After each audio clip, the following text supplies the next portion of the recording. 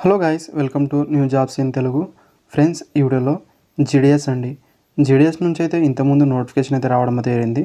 And ఇక్కడైతే మీరు చూసుకుంటే 4th లిస్ట్ అనేది ఇక్కడైతే వాళ్ళు రిలీజ్ అనేది చేయడం అయితే జరిగిందండి.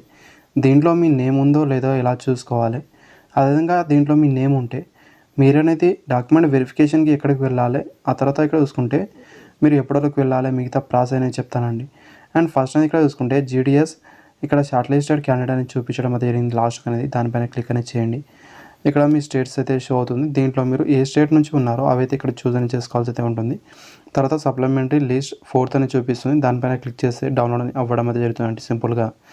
గాయస్, ఇక్కడ మీరు చూసుకుంటే షార్ట్ లిస్ట్ అనే క్యాండిడేట్ వాళ్ళైతే జూన్ 16 వరకు అయితే మీరు మీ డాక్యుమెంట్ వెరిఫికేషన్ అయితే చేయించుకొని ఉండాల్సి అయితే ఉంటుంది.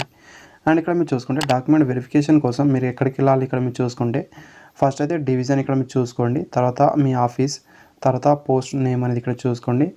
తర్వాత మీరు ఏ కేటగిరీలో మీకు వచ్చింది అండ్ మీ రిజిస్ట్రేషన్ నెంబర్, ఇది ఇంపార్టెంట్.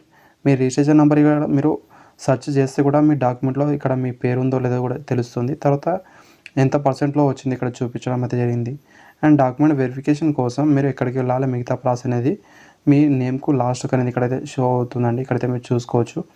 అక్కడికైతే మీరు వెళ్ళి మీ డాక్యుమెంట్ అయితే వెరిఫికేషన్ చేసుకొని ఉండాల్సి అయితే ఉంటుందండి. Thank you friends, videos like అని ఇచ్చండి. Thank you for watching.